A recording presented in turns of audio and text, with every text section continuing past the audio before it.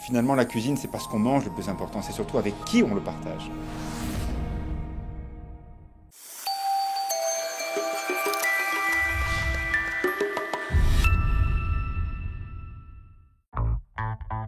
Chambéry, le passage des épices, la naissance d'une cuisine européenne complète avec l'arrivée du sorbet, les chocolats. Et Chambéry, c'est ce métissage, cette mixité sociale qui existe aussi en cuisine, c'est ça.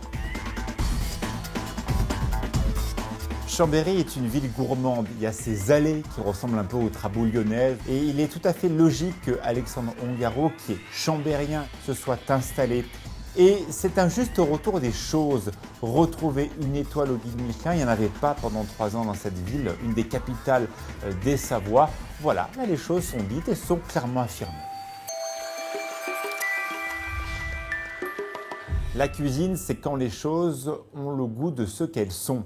Ce petit panneau est affiché en plein cœur de cette salle de restaurant et ça ressemble bien à Alexandre qui est parti faire ses classes au Kilimandjaro, ce grand restaurant de Courchevel.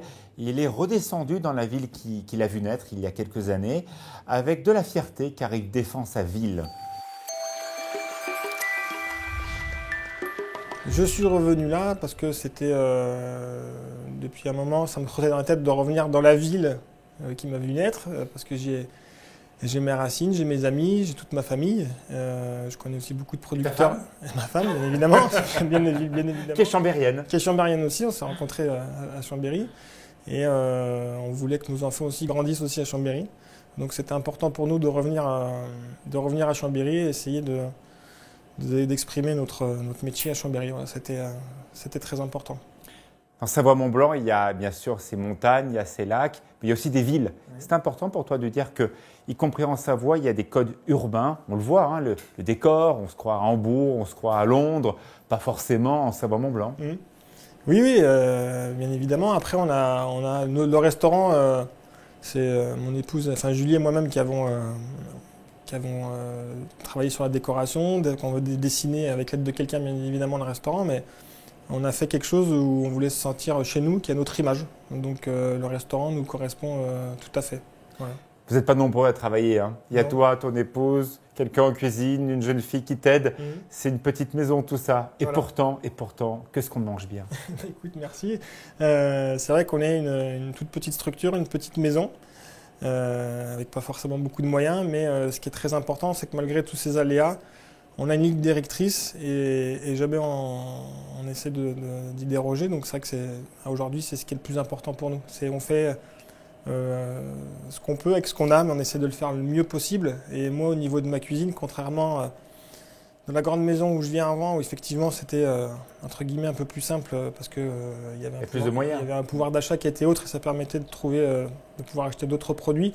Moi, en ce qui me concerne, au niveau vraiment de ma cuisine pure, ça me permet d'aller chercher encore un peu plus loin, de me creuser un peu plus les ménages, parce qu'il faut que j'arrive à faire du bon et du très bon avec des produits de marché, voilà, des produits du jour. Tout à fait. Un œuf carbonara, voilà. Ça coûte quasiment rien. C'est ça. Et après, il faut. C'est ce que tu as voulu nous montrer. Tout à fait. Une recette pas chère pour les gens tous les jours. Mais de toute façon, c'est mon travail au quotidien depuis qu'on est ici, parce qu'aujourd'hui, mon vrai métier de cuisinier, d'essayer de mettre des produits de consommation courante et d'en faire des plats, des vrais plats. Et aujourd'hui, ce que je connaissais pas avant, c'est que mon métier de cuisinier, je l'exploite à 200%, parce qu'il faut vraiment que je me creuse la tête et que je mette plein de techniques en œuvre pour essayer justement de mettre ça en avant.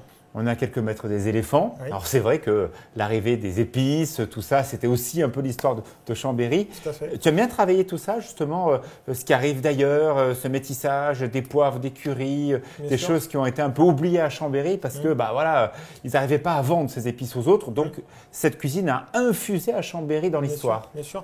J'aime beaucoup travailler les poivres, j'adore ça. Là, en ce moment, on est en train de remettre au goût du jour le safran de Savoie, parce qu'il y a de plus en plus de petits producteurs qui se remettent dans le secteur de Montmaillan, vers la Chavanne, à refaire du safran, parce que c'était une épice qui était très utilisée par Maître Chicard, qui était le cuisinier du duché de Savoie.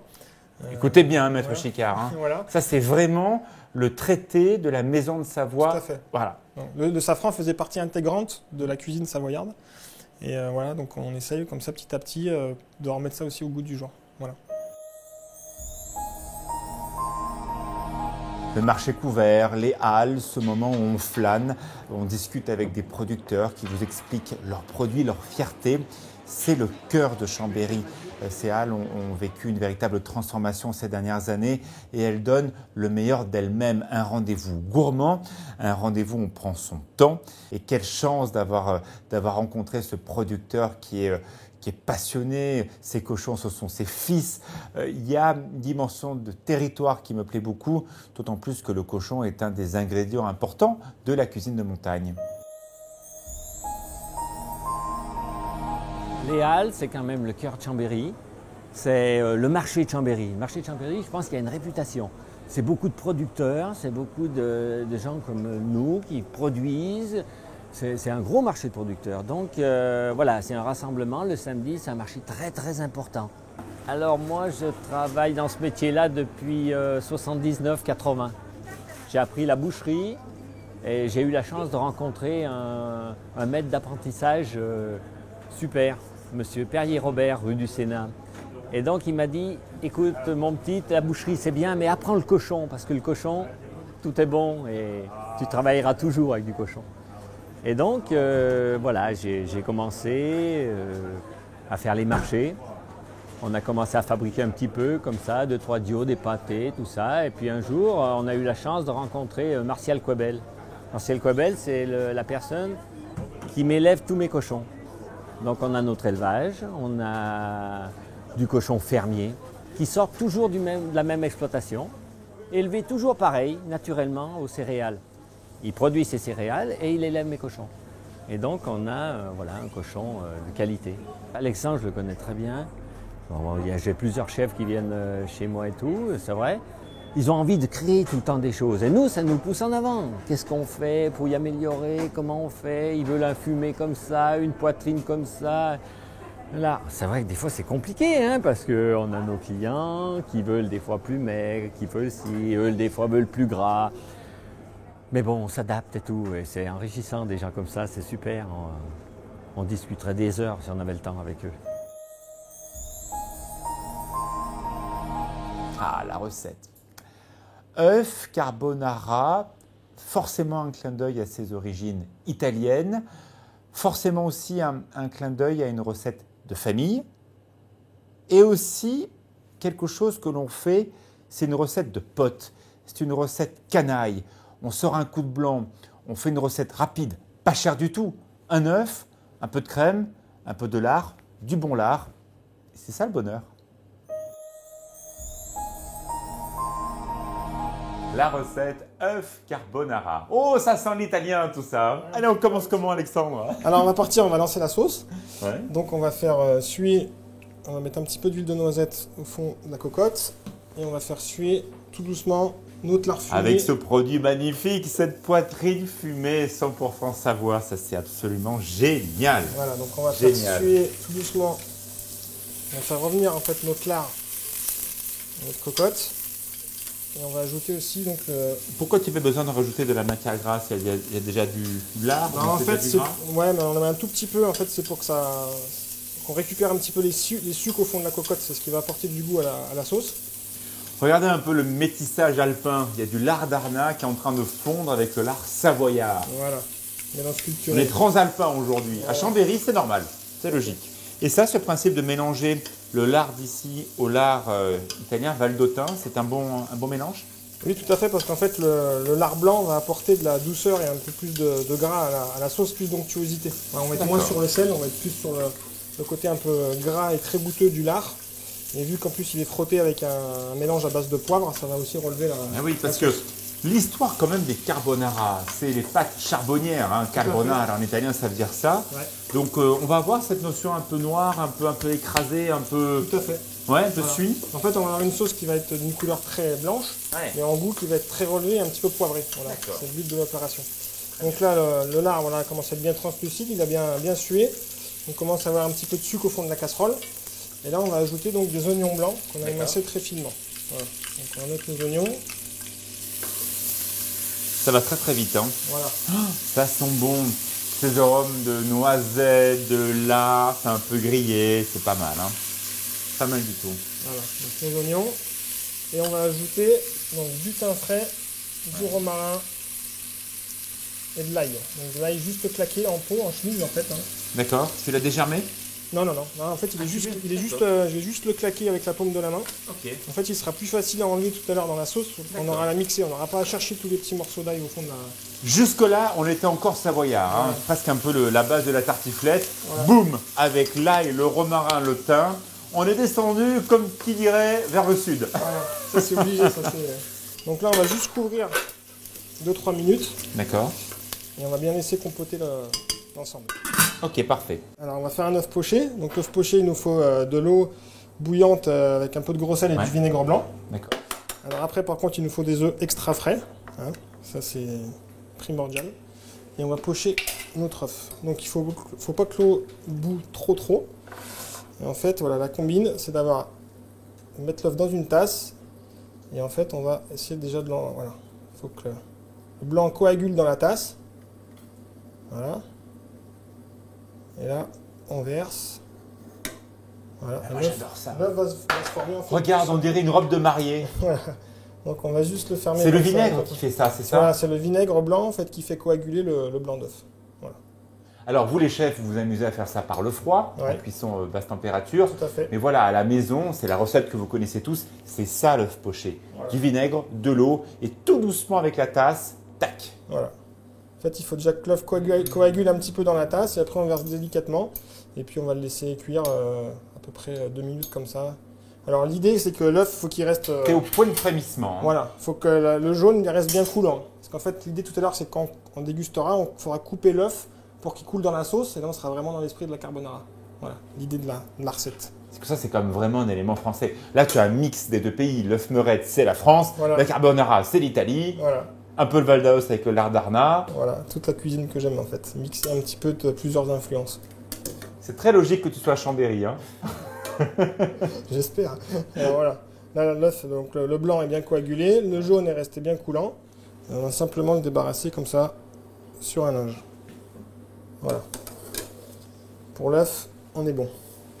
Donc après, on va passer sur les cèpes. On va apporter aussi un petit peu de matière à notre recette. Pour apporter un peu plus de goût à nos cèpes, on va les faire revenir tout doucement dans un petit peu de beurre d'escargot. Beurre d'escargot qu'on fait maison, bien évidemment. Donc beurre pommade, du persil plat. Si on n'a pas le beurre d'escargot, on fait une persillade avec le cèpe, ça passe. Tout à fait. Simple. Voilà, tout à fait. Là, ça apporte quand même un peu plus de goût. Pas de souci. Donc on va faire revenir notre beurre d'escargot. Donc beurre d'escargot, beurre pommade, persil plat frais, poudre d'amande, un tout petit peu d'ail et une cuillère à café de pastis. Voilà, pour apporter aussi un petit peu de note. Vous avez compris l'idée Voilà. du pastis, Voilà. côté un peu sucré. Ça à va fait. redonner la note de verre sur le plat. Tout à fait. Donc on va juste faire Il est fondre bon, hein. un petit peu de beurre. Il connaît toutes les astuces. Ouais, On je te essaie vois de- faire là. Regardez ce qu'il est en train de faire là. Et là, on va faire revenir tout doucement nos cèpes. On va ajouter un tout petit peu de poudre de gingembre, voilà, pour apporter aussi un petit peu plus de puissance aux champignons. Donc ça, faut le doser délicatement pour pas que ça soit non plus trop fort. Ça donne quoi le gingembre? Bah, ça va apporter un petit peu de puissance, ça va relever un petit peu le goût du champignon. Et en fait, l'idée, c'est que ça va relever le champignon, mais en fait, quand on va le goûter, on va pas savoir qu'il y a du gingembre. En fait, faut pas trop en mettre. Voilà, faut qu'on se dise, tiens, il y a quelque chose qui relève du champignon, mais j'arrive pas à trouver ce que c'est. Voilà, en fait, dans l'idée, c'est un peu ça. Dans la salle de spectacle en cuivre, je crois que ça chante. Vas-y. Alors, voilà, Ah, tout le monde est là. Tout va bien. tout a bien compoté. Et là, on va déglacer avec Ah. du vin blanc sec. Ok. Donc là, on va déglacer avec du vin blanc sec de Savoie pour apporter de l'acidité à un petit peu d'acidité à notre sauce. Donc là, on va bien décoller tous les sucres. Donc tu vois, le vin blanc prend bien la couleur de vraiment tout le lard. Voilà. Donc on va laisser réduire le vin blanc à sec. Donc ça va aller relativement vite. Et après, donc on va mouiller notre sauce avec de la crème double fraîche. Voilà. Donc là, le vin blanc, on est bon, il a bien réduit. Et là, on va mouiller avec notre crème. Tu en mets combien là? Là, il y a un demi-litre. 1 demi-litre. Voilà. Évidemment, le gras permet de stocker les arômes Tout à et fait. permet, voilà, cette sauce va commencer à prendre. Donc on va bien mélanger. Et après on va faire cuire à couvert, à frémissement, pendant un petit quart d'heure. Alexandre, pendant que tu cuisines, il y a un bibendum qui te regarde. Voilà, toujours à me surveiller du coin de l'œil. C'est vrai? Pourquoi il est là celui-là? C'est important pour toi? Ah oui, c'est très important. De par ma formation, dans le milieu où j'ai toujours évolué et dans lequel je continue à évoluer, c'est toujours bien d'avoir, et pour moi et pour les gens qui m'entourent dans la maison, des petits. C'est le petit coup de rappels. pression. Attention, le plat doit être bien. Il y a bibendum qui regarde. Il ne faut pas se mettre une surpression qui peut nous faire défaut, mais c'est toujours bien d'avoir des petits rappels comme ça qui nous montrent dans quel univers on évolue.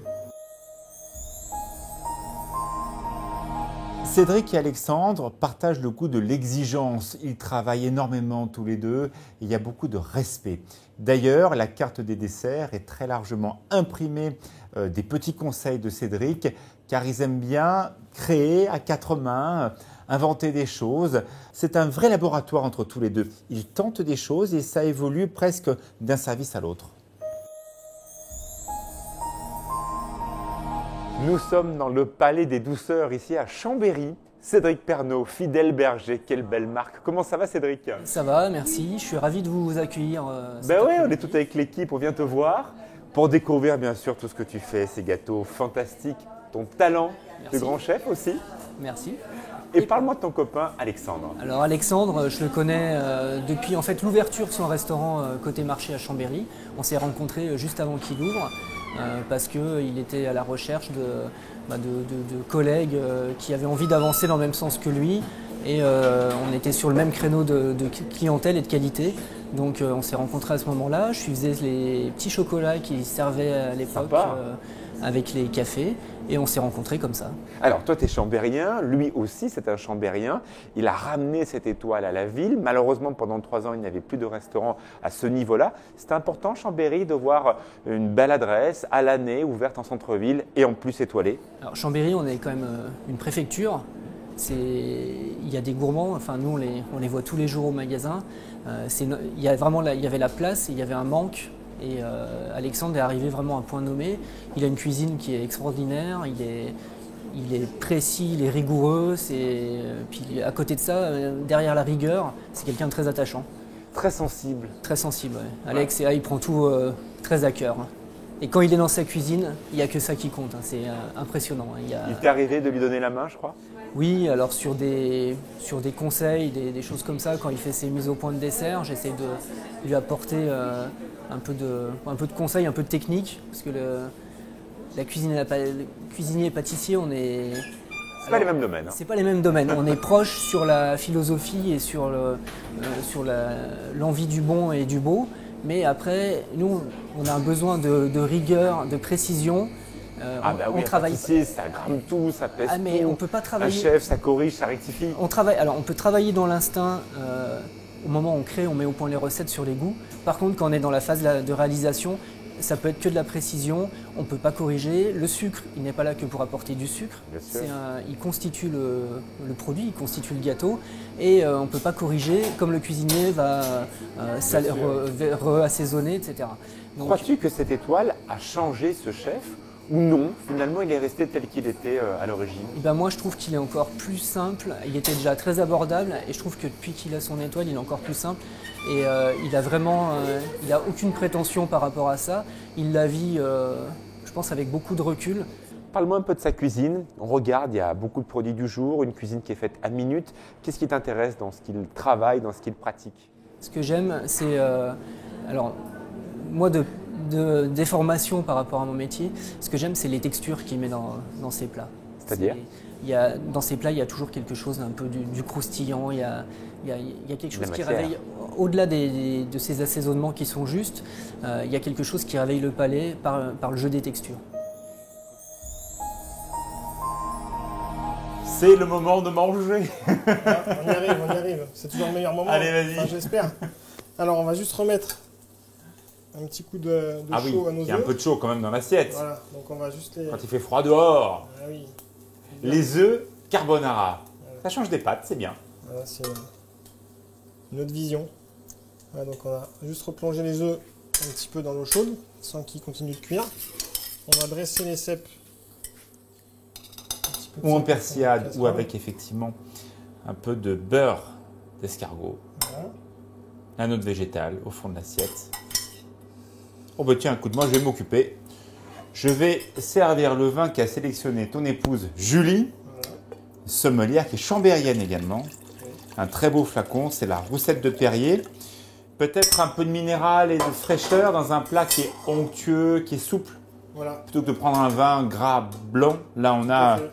Ok, tu cherches la fraîcheur dans l'accord. Donc on a une sauce qui est relativement avec des corps gras. C'est vrai qu'au niveau du vin, il faut. La Roussette de Gilbert Perrier. Et on va napper avec donc la sauce qu'on a émulsionnée. Voilà. Et là, on va bien napper l'œuf. Voilà.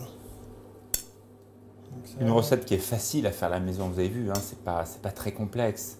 c'est un plat qui est très goûteux. Donc après, il faut un bon assaisonnement de la sauce, une bonne cuisson de l'œuf. Et puis après, normalement, on se régale. Il n'y a pas de souci. Bon, On va juste alors... apporter une petite, Ah, tu veux quand même du craquant. un petit peu de croustillant sur l'œuf. Ok. Donc on a mis une petite huile de pain. Et on va poivrer généreusement. Ah ben oui, parce que carbonara, c'est donc poivre. Voilà. Poivre noir. Poivre noir de Sarawak. Ah. Voilà.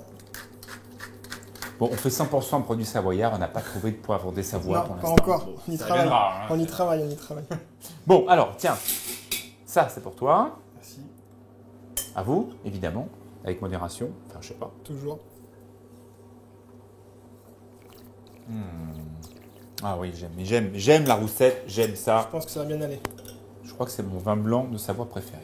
Alors là, il faut casser l'œuf pour que le jaune coule dans la sauce. Tac. Voilà. Voilà, comme ça, regarde. Voilà. Ouais. Et Et donc, là, je vais au fond, prendre un peu de cèpe, de la sauce. un peu de cèpe et ton petit côté croustillant pour attraper. Voilà. Et après, avec la tartine pour apporter le croustillant. Tu es un coquin. Tu as rajouté de la truffe. Un petit peu d'huile de truffe. Je t'avais pas dit. Quelques gouttes. Quelques gouttes. Voilà. Ah oui. Donc c'est un plat qui paraît simple à la base, mais qui est très gourmand. Et pour l'hiver, ça peut faire une entrée assez simple et vraiment très sympa. Ah oui, j'aime beaucoup. Il y a un vrai élément de liaison. Il y a de l'onctuosité. Et le côté poivre qui donne une note un peu tonique au plat. Tout à fait. Eh bien, je trouve que c'est une recette pour l'hiver. Génial. On se fait ça avec une bonne salade après. Voilà. Un coup de blanc. Et on est bien. C'est une recette aussi à moindre coût et qui n'est pas très difficile. Voilà. Très simple et très bon. Alexandre, il est trop fort, les sauces. Waouh! Oh non, non, non, non, non, non. Moi, je vais chez lui, il faut qu'il me mette double de pain parce que je sauce, je ressauce. Moi, je rends les assiettes nickel. Hein. Je ne sais pas si vous avez goûté ses sauces. C'est un saucier. C'est le goût, c'est mijoté, c'est un artiste.